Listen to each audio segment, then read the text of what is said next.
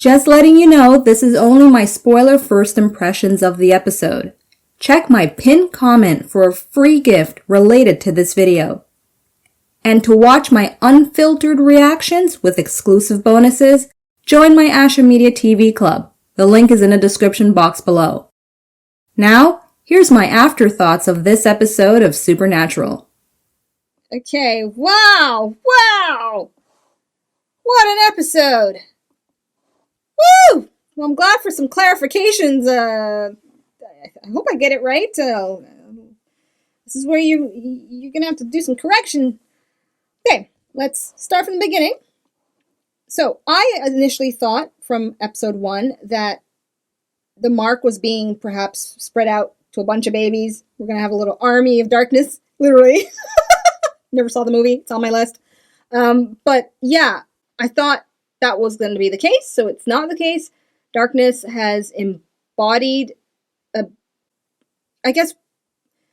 had said projection of consciousness is what I likely think Dean saw her, who she really is, conversating with him, but she allowed herself to be born into a body of a baby. I mean, to get into the physical, tangible world. Hence the mark is our way of viewers to know that is her, and she can spread her influence out to whoever. No.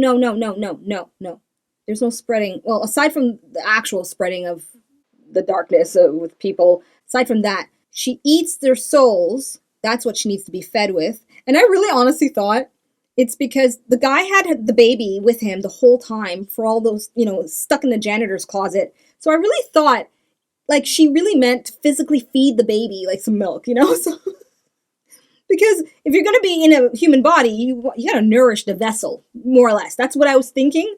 I really was thinking in a literal terms, and I thought it was going to be where Dean was going to realize, okay, regardless of the supernatural aspect of this baby, we got to take care of the baby, and the maternal instinct will kick in to actually make some food. That's what I really thought was going to be the nourishing aspect.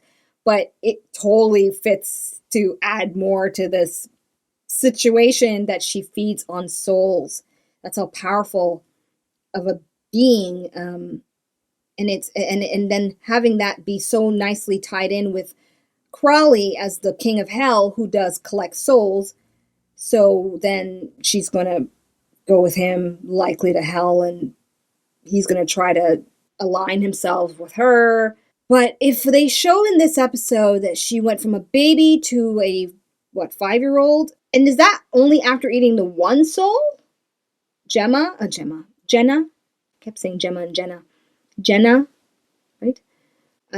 If eating her soul grew her up that much, and now she's eating a family, just going to presume until I press play on episode 3, basically presume in the next time we see her, then she'll be grown up 15 more years to be in her 20s in the next episode, until she reaches the look of darkness lady we saw.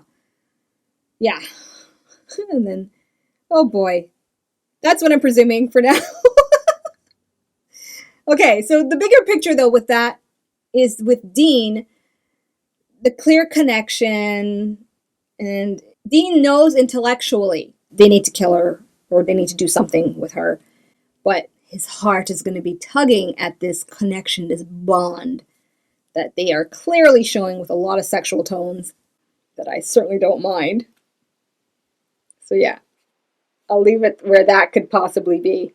All right, what else we have here? We have so much. Castiel. I'm over it when it comes to Castiel and these angels. It drives me nuts. Although I'm not happy of how quickly and swiftly it was visually depicted to show Hannah's the demise there. But it is what it is. I'm glad in the end Castiel beasted out of there, hulked out of there, thank God. And, God, yes, I'm gonna get on that, the whole prayer thing. But yeah, when it comes to Castiel, I'm glad now he's back at the bunker. He's reunited with them, so we'll see how they're gonna help him out. Now, if it took magic, apparently such powerful magic Rowena did, which I am surprised because if I'm not mistaken, when Rowena did that beast spell, She did it on those prostitutes when we first saw her in her episode, right? Her intro episode. The girls one. So, I mean, I'm thinking it's just your average witchy spell. And I guess I have a hard time believing, so this is where you come in to try to validate. How is it that an angel's power cannot overcome a witch's spell? Like, unless it's implied that when she did that to Cass, maybe she used this. Okay, well, I guess that is the implication. There's hence why they can't heal it. Yeah, I'm kind of answering my own question. All right, yeah. The point is, it's powerful. It's part of the story, and they're gonna have to figure out some other supernatural means. Well, there's no figuring out. They're gonna have to go back to the source of the spell, and that's Rowena. So they're tying it in where it can't be healed by angel means, so that they have no choice but to follow the breadcrumbs to find Rowena, who has the Book of the Damned, who, as I had mentioned in my reaction to the finale episode, it's a clear setup for her being the most powerful witch, the most powerful person to deal with, and then now they're going to need likely her to help fend off the power of darkness. Okay, all right. Either way, I just want to see Castiel with the Winchesters right now. I don't want to see any more angel stuff. I know it'll come up, but just so you know, my preference is, if I'm going to watch Castiel in this show, my preference is with as many scenes part of the Winchester plot of things than whatever's going on in heaven. I make no apologies, that's just my preference. Okay, so let's move on forward.